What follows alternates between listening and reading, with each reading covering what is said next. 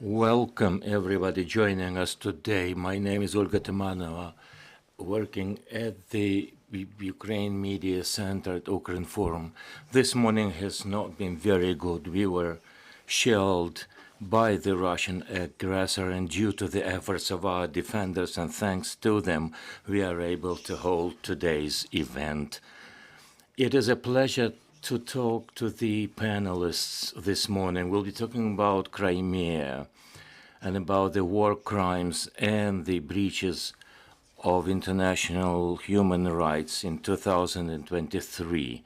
We'll be listening to the representatives of the Crimea human rights groups who have come up with a report on the war crimes and the human rights violations in 2023 in 2023. We will also be talking about the internationally accepted rules. Today's panelists are Olga Skrypnyk, the head of the Crimean Human Rights Group, Iryna Siedova, a researcher at the CHRG, Volodymyr Chekryhin, the deputy board of the Crimean Human Rights Group. Bohdan Melnykovych serves as a lawyer at the Crimean Human Rights Group. I would like to begin with Ms. Skrypnyk. Let us begin with the political pressure that the Russian aggressor has been advocating and the militarization of the peninsula.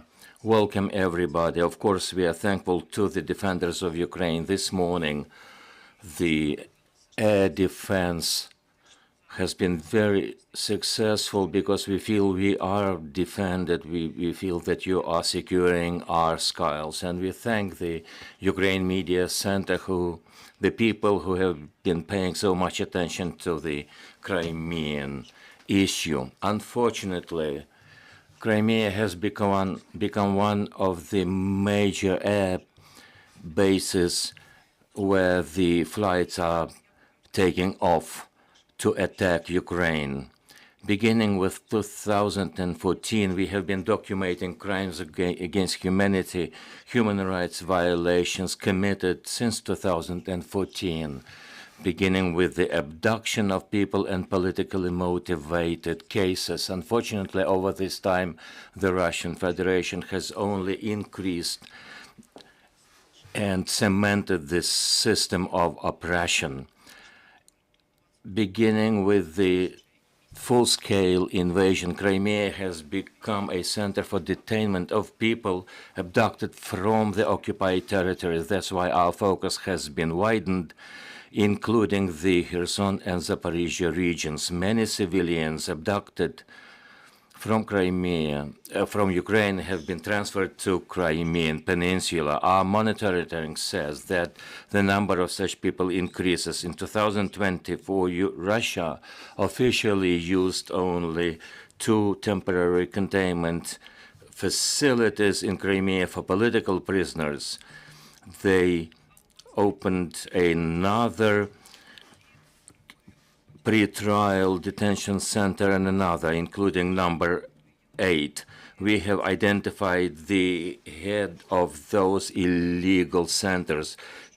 Number 2 is headed by Mr. Khartoum, and number 8 is headed by another person. We should not only be talking about the victims, but those responsible for such war crimes. These pre-trial detention centers hold different categories of people. The number of those is increasing. The issue is that many of them are held incommunicado, which is to say that they cannot inform where they are and how they are being held. Lawyers are not allowed to visit them. We know much about the detention centers 2 or 8, but the authorities would decline that to inform what kind of and how many people are held there. We don't know whether they are still held there or they have been transferred to the Russian Federation. We also know the situations where people were taken and transferred to the occupied Donbas territory, or they returned them to the southern territories, as was the case when the new chamber of torture in Chingar, a newly set up pre-trial detention center. We are gathering those materials. We know that this is a major torture chamber where people were held, including this Changar place. And of course, there is no way of legal protection of these people. As for the civilians, Russia is continuing to pass sentences. 2023 was no exception. There were a number of such illegal sentences. As for the abducted persons from Zaporizhia and other regions, they are charged with spying or participation in the Crimean battalion. This has been totally fabricated cases. In the cases that we were gathering information, we know that they were tortured. In particular, a journalist, Sergei Tsegipa, was sentenced. Alexander Zarivny, the head of the humanitarian politics of the local administration, which is to say utterly civilian people who were not connected to the military services.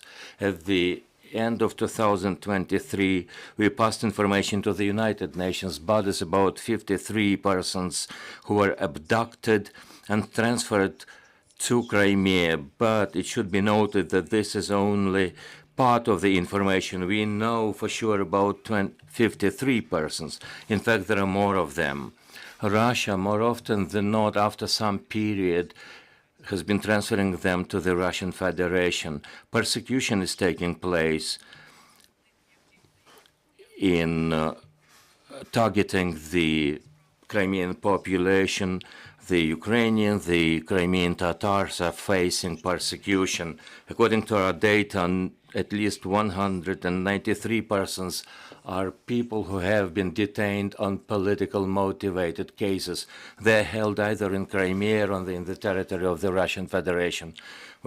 When and if it's in Russia, it's in the colony, or otherwise their cases are being investigated. The rest of those who are staying in Crimea, they are held in the temporary containment cells.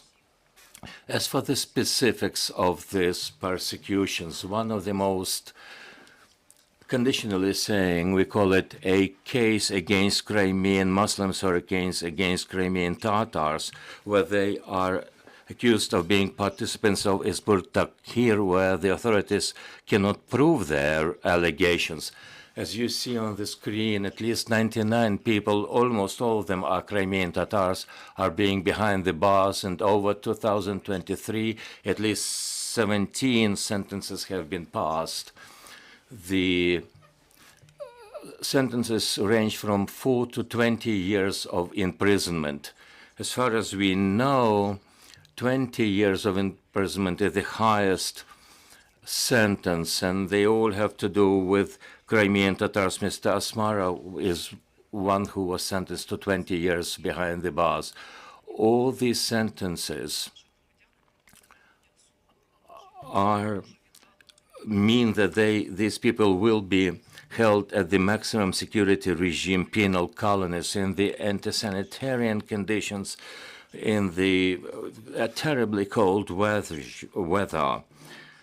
And literally, people are dying there, because 2023, unfortunately, was the first year when we saw the death of political prisoners. Mr. Shafaro and other person did not receive a relevant medical care. The occupiers knew the state of their health, but because of the failure to provide medical care, led to their deaths, one in the colony, one in the pre-trial detention center.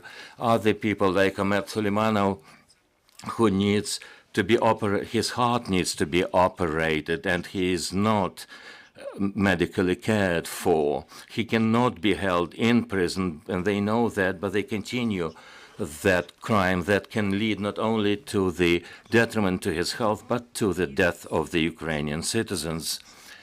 If there is a good news, there is a piece of good news. We have two persons coming back to the territory of Ukraine. Andriy Zakte, accused of the so-called saboteurs, and Mykola Shukhtar was accused of political crimes because he was participating in the rally commemorating the Ukrainian poet Taras Shevchenko. Both have served their terms. Only after that they were released.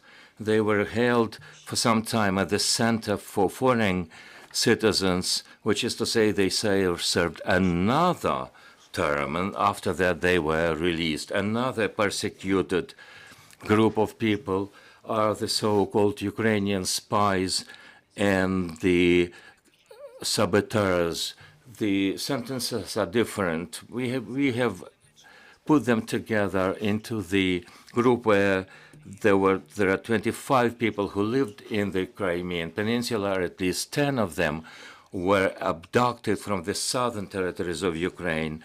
The charges are similar. People are being tortured. They are forced into witness against themselves. They're forced to make video statements, and after that they would be sent to the maximum security regime penal colonies after the sentences have been passed.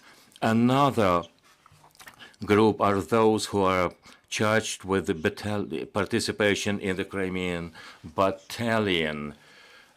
Most of them are the Crimean Tatars, and the Ukrainians are not the exclusion. The situation has spread over to the southern part of Ukraine because the list of 31 persons include abducted persons, at least 12 of them coming from the southern territory, including the Kherson Oblast, where they were abducted. The cases of Tereshchenko, Khalilov, Khartumetov, they were sentenced and they were transferred to the territory of Russia. Another type of prosecution is a purely religious intimidation. People are persecuted for their religion. The Jehovah's Witnesses, for example, they were recognized as a terrorist organization. They are criminally prosecuted. All they did wrong was to hold their religion, and they don't have anything to do with the Ukrainian protests. They adhere to their religion, which doesn't threaten anybody. But 11 of those have been imprisoned only because of their religion. The judgment and the verdict would range from 6 to 11 years. At least 4 people have been sentenced for such religious beliefs. Part of them are serving their sentence in the occupied Crimea.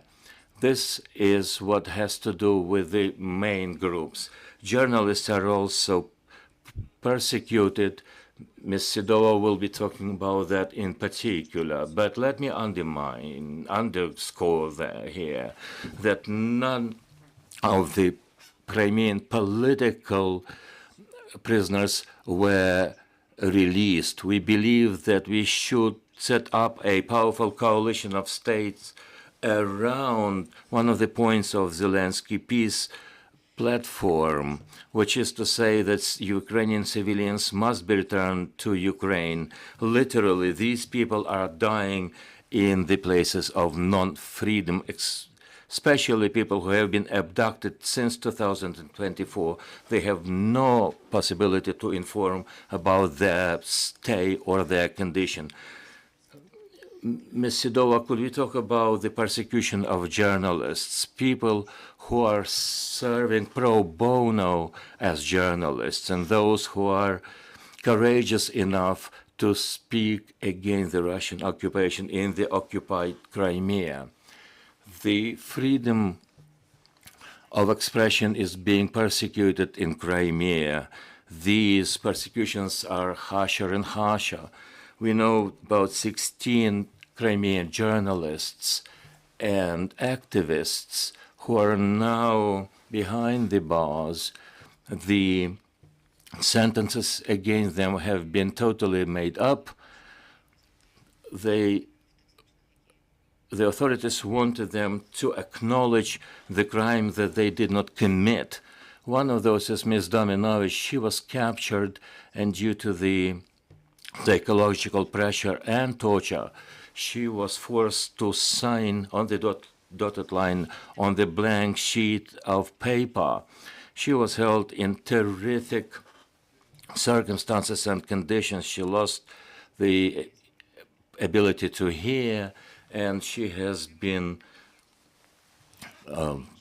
seeing a lot of torture and unfair trial.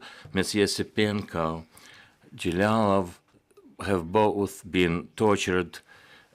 They were psychologically tortured in order for them to say that and accept that they were actively acting and were very much open about their position against the Russian occupation. The other thing is that people are trying to publicly and openly say their word in the social media. There is a point of 20.3 in the Russian administrative code. The number of people persecuted on these grounds have been growing. People are against this war, and they're trying to write about that in the social media and talk about that in the streets.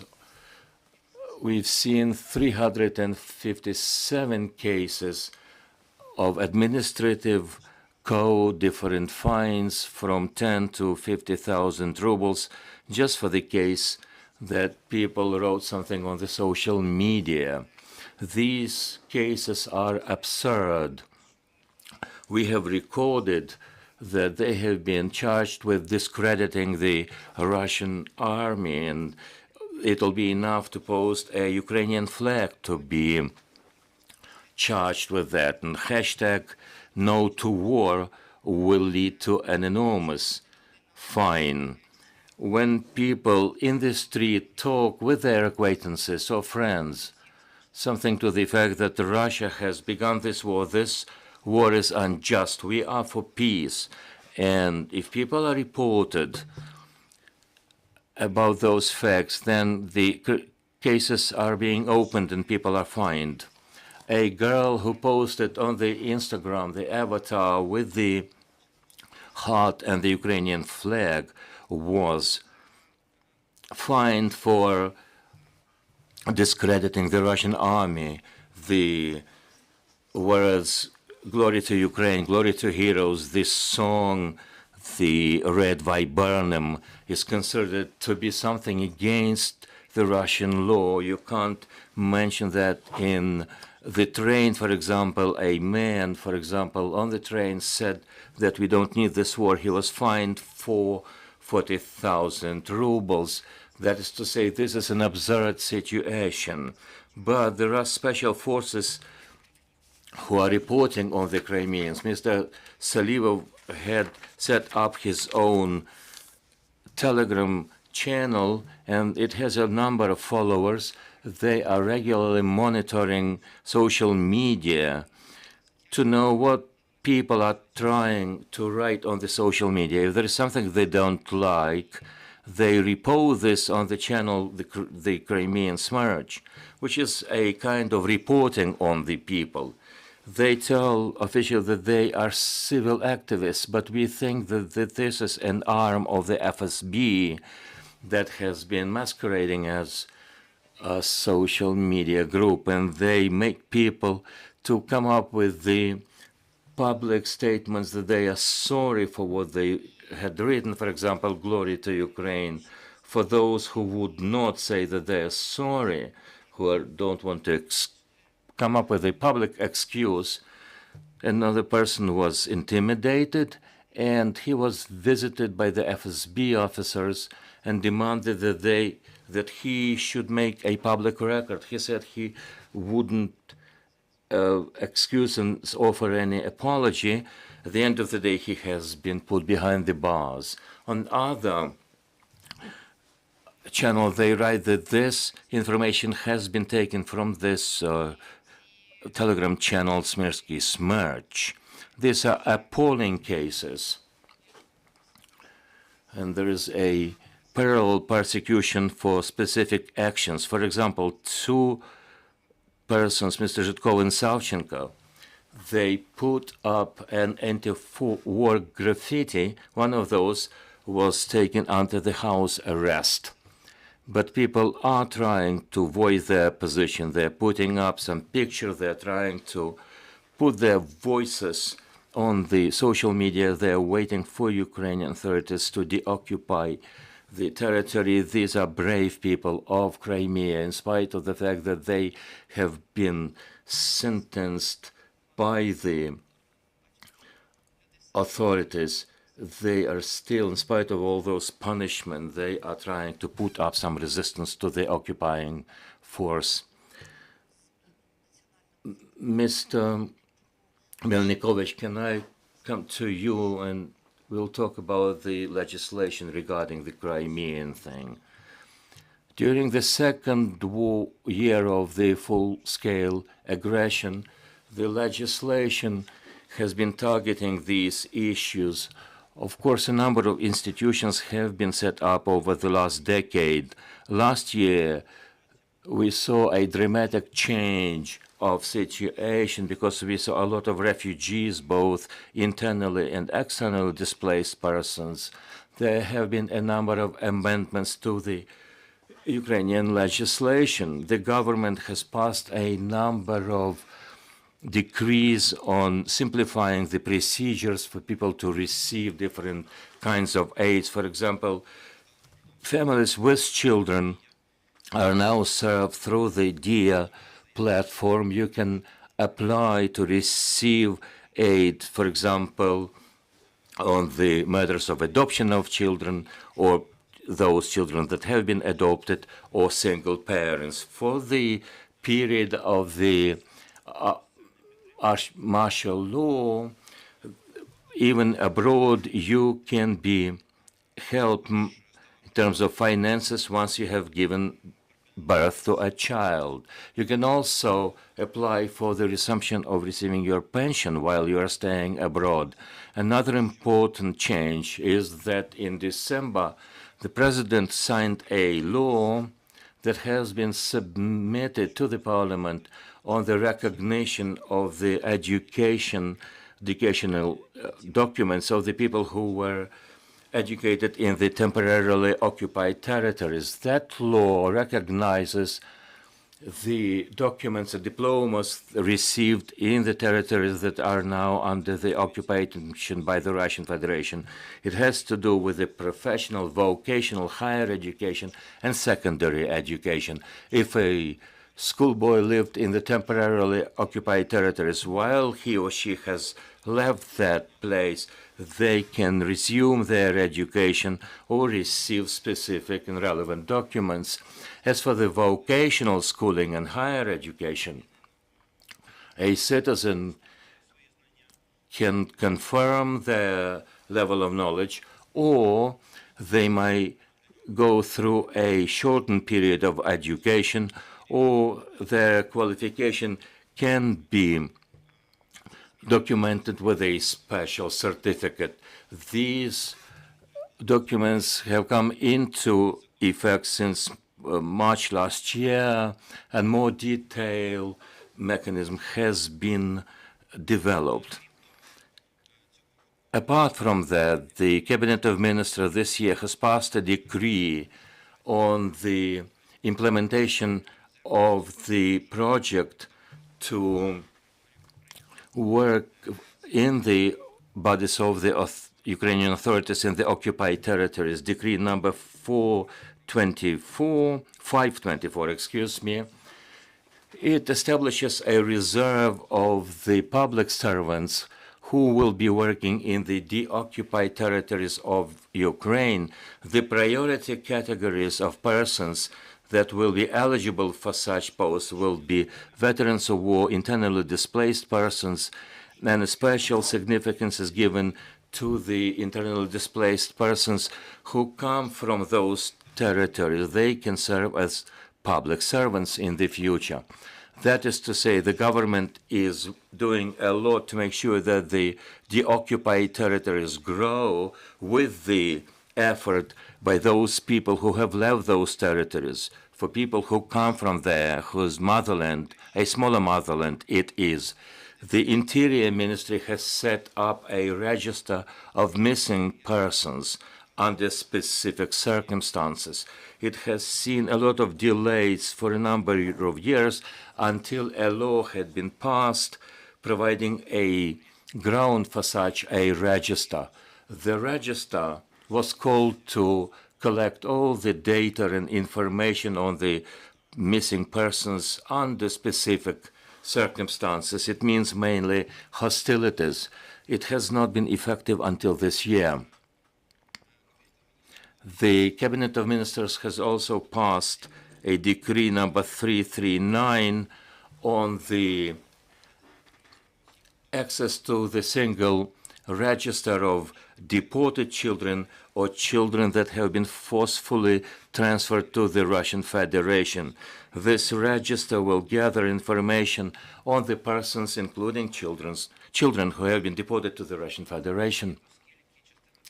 Because part of the Ukrainian territory is under the Russian control, the aggressor state is also regulating these territories. I would single Federal Law number 62 on the legal status of the people in the Russian territory with the Ukrainian citizenship. That law defines that if a Ukrainian citizen has accepted the Russian Federation citizenship, that is, has accepted a Russian passport, in case it is known that for some actions this person has used a Ukrainian passport, according to the Russian law, he or she will be considered to be a Ukrainian citizen. Of course, this law does not mention any reprisals against such people, but it is clear that this will be a Ukrainian citizen abiding in the territory of the Russian Federation according to the construction of the Russian legislation. We can also single out a Russian President Decree number 77 on the specific categories of the citizens and citizens without statehood. That is to say, the citizens of the other countries, which means effectively Ukrainian citizens who are threatening the national security of the Russian Federation, can be thrown out of the Russian territory, can be deported from there, which means that in the country where there are no independent judicial system, and if people cannot be granted judicial due process, once they are deported, and they will be deported if the Russian authorities treat them as a threat. Mr. Volodymyr, let's talk about the international decisions. What our friends abroad have been doing on Crimean issue? We have seen a report by the General Secretary, an annual report covering 12 months until the 30th of June. A next resolution was passed on the status of the human rights in the Crimean Peninsula and in the city of Sebastopol. It has also included newly occupied territories, so the title has been changed. This is the first time when they mention civilian hostages, which is a problem, of course. They also mention the responsibility of the Russian Federation for the ecological situation, including the Kakhovska hydroelectric power station and the attacks against civilian infrastructure and grain infrastructure, etc. At the end of last year, the hearings were begun at the European Court of Human Rights. They are looking into the case of Ukraine versus the Russian Federation. As of now, they have recorded a fact that the Russian Federation has been effectively controlling this situation there since 27th of February. Ukraine will now have to prove that the Russian Federation is exerting a systematic administrative control over the human rights violation. That is to say that this is not a single case. This is a state policy of persecuting those who don't support the occupation of Crimea.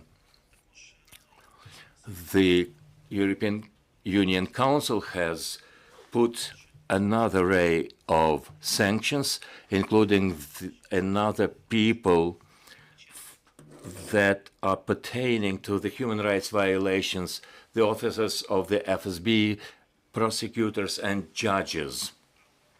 All of them participated in a number of cases. For example, 5 of them pertain to the falsifying of cases, torturing and imprisonment of Vyacheslav Yasipenko, the case of Gelamov, the Jehovah's Witnesses case, and in process. What are the decisions that we are looking for this year that will come from our international partners that we think are important and you as a human rights organization will advocate for? As for the next decisions to be passed, this year will basically be traditional. We are talking about General Assembly of the United Nations. There will be a resolution. We'll be working on that, contributing to the text of it. But I would like to add to what has been said already. One of the key declarations that have been approved at the level of the European Union, by the Council of Europe, was to set up a register of damage caused by the Russian Federation. The problem is that this register of damage only includes the damage of Ukraine as a state beginning 22nd of February, 2 years ago. This is where we started this press conference on. There are a lot of people suffering on that territory beginning 2014. We will move heaven and earth to make sure that this list is widened. This damages would not only include the period starting 2022. We mentioned the date of 27th of February 2014. Russia should be responsible for everything they've done, including all the victims and the victims of persecutions and all the damages.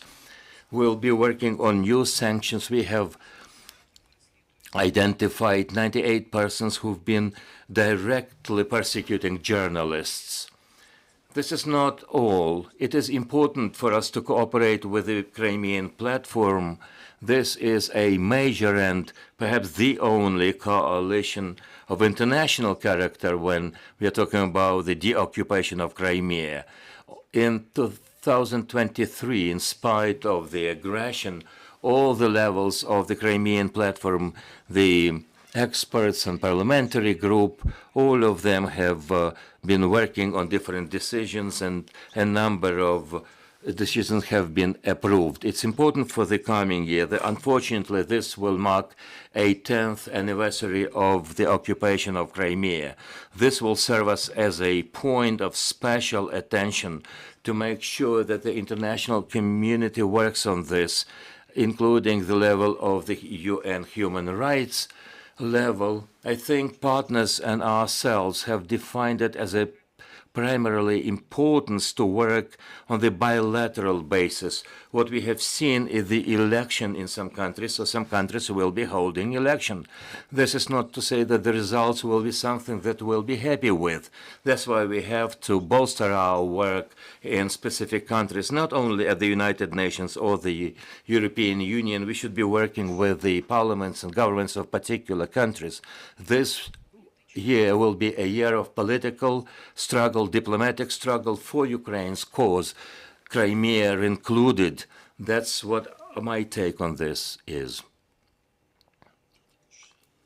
I would also like to note that international humanitarian law has been violated by the Russian Federation on many occasions, beginning with the start of the occupation. We are talking about the forced conscription that is still going on since the beginning of the campaign. They have conducted 18 conscription campaigns. At least 45,000 residents of Crimea have been called up. People, this information, beginning with the 2022, have been made classified. We don't know specific numbers. According to our data, at least 5,000 Crimeans were conscripted. As for the people from Crimea participating in the hostilities, we know for sure that the conscripts that were born in that were conscripted in 2021 and 22. We know their practice when the conscripts are serving on the warships.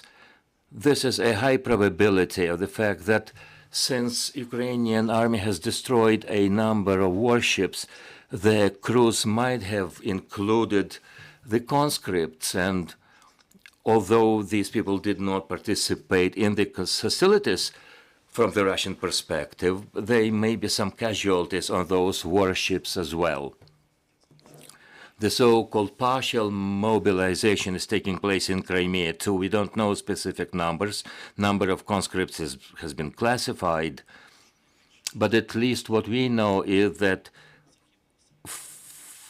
480 casualties is what we know of people who have been coming from Crimea. We have identified them.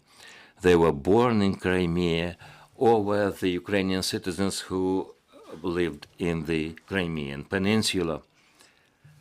The militarization of the children there is taking place as well. The Russian Federation, as we see, is waging this war with the human resources. This is important for them to bring up as many future soldiers as possible. Their goal is to make sure that every 10th kid in the peninsula would be participating in the so-called Unarmia, which is younger army, the so-called movement of the first, the analogous organization to the Soviet pioneers. It's a different, it comes down to a different name, but in essence it's the same.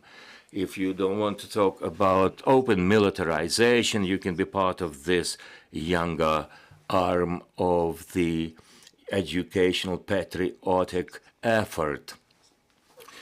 Participating in the different military exercises or the mock exercises, the first aid, demining territories, hostility practice is something that the curriculum envisages.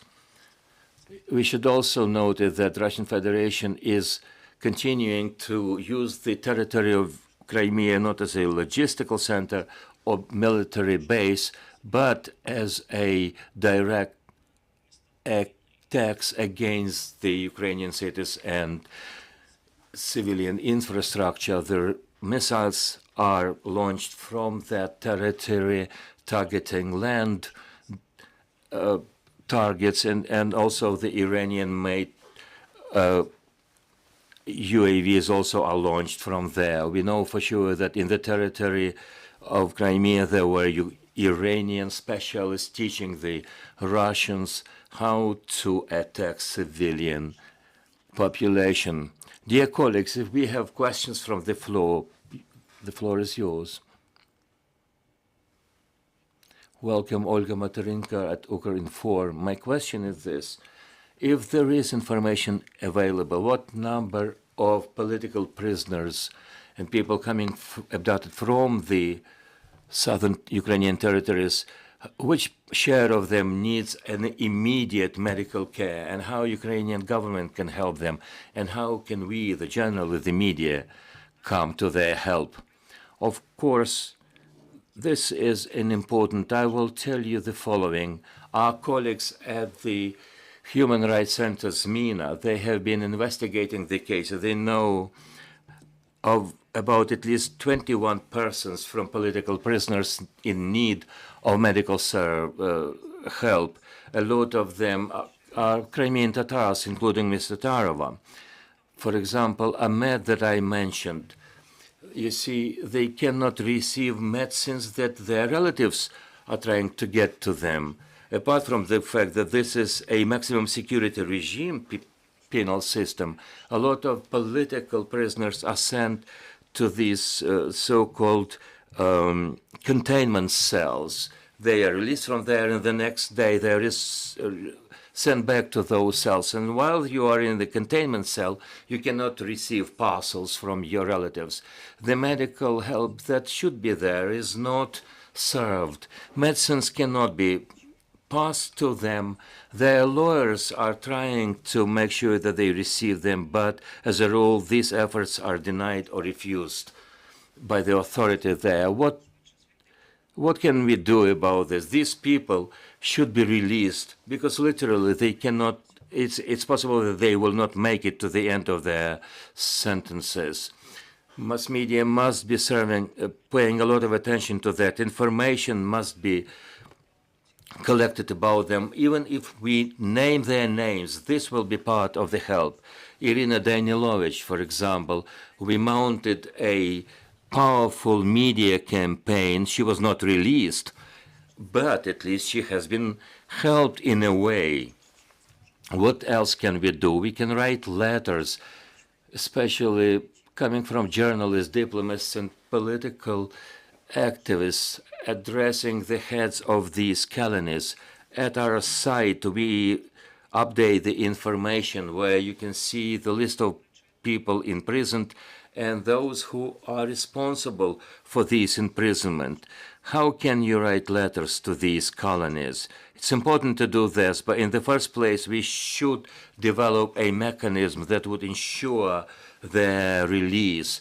The Crimean Tatars, they are not in the list of the people to be swapped because Russians believe that these are their citizens. We know the efforts of the ombudsman, and including the 193 persons that we have already mentioned. Russia ignores these lists because they believe these are their citizens, and it's up to them to decide their fate. We should not seize the support. We should be helping them, for them not to lose connection with us, not to lose an opportunity to make sure that they receive at least a minimum level of help, or they will be transferred to some medical facility. In some cases, it did work. These people were transferred to medical facilities. It's not much better than the prisoner itself, but at least it is something that we can do at least. Dear colleagues, you have more questions. I would like to go back to the issue of national legislation. What are the plans for this year? What are the drawbacks? Where can we reinvigorate the help to those who have left Crimea, and how to make sure that we reintegrate that territory at the end of the day? Perhaps more strategic decisions is that we should have a vision of reintegration and deoccupation of these territories. This strategy has been approved by the president, but it was for the situation until 2022. You know, such a vision will not be an ideal law. It should be a very specific vision to be taken advantage of by the government and by the parliament.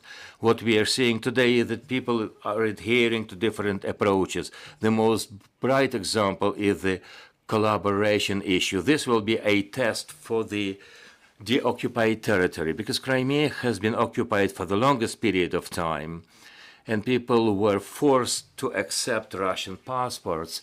What will be the response by the Ukrainian authorities? The people that are there in the occupied Kherson region, for example, they collaborated with the authorities because they were forced to, they were trying to survive. That's one thing, but Crimean people should be informed about what will be considered as the point of collaborating with the occupiers. And then there will be another question: what will we do with the Russians that have been inhabiting the peninsula. Of course, there will be criminal persecution of those who have committed crimes. But what will be do about the people who have come to the Crimean Peninsula since the beginning of the war? The procedure should be developed and developed in advance. On more practical side of things, I think it's not something that we see that the law of the political prisoners is not working. The law is there, but not all of the help can be rendered to the war prisoners. They're paid one time, 1,000 hryvnias is foreseen. There's another procedure to pay for their legal help. If, for example, people, while staying in Russia, people have to pay for the services of their lawyers. The Ukrainian government is ready to pay for those payments. That's it. But as far as the psychological aid, other kinds of helps are concerned, is something that we are lacking, which makes me wonder. We are mentioning something as part of the president's peace plan, but we haven't done our home assignment yet. And the civil hostages is another issue. We should put them in order. We have put up a register of people missing under special circumstances, but we have a register of people who have been deprived of their freedom. This register is not working. We don't know for sure who these people are. Civilians who have been imprisoned for political reasons, for other reasons, what are the allegations there. And basically we cannot have a specific number of people who have not been missing, but those who are hostages. If we want to return them, we should know who they are. The case of reported children is a very good case. This is where the state was trying to do everything to come up with such a register. The number of children is not full, but we know how many countries have rallied around the case, and they have set up a coalition for children. If we are as proactive in this area, in the area of political hostages, this will bring fruits too. I think we'll be active in continuing with our reforms and the openness, transparency of our parliament. I think parliament should be transparent. They should contact the people who have elected them, plus the martial law. Of course, it restricts the way we communicate with our representatives, and some of them seem to have lost connection with the reality. The openness of parliament within the framework of security concerns, for example, televised sittings and hearings of the parliament, it can be done even within the working of the martial law, because the debates in parliament is a healthy thing, because these are sensitive issues, including the state of the people and the occupation. Let me thank you very much. Thank you for this fruitful year. Unfortunately, it's been the 10th year of the occupation of Crimea, and apparently there are a lot of things to be done in the future.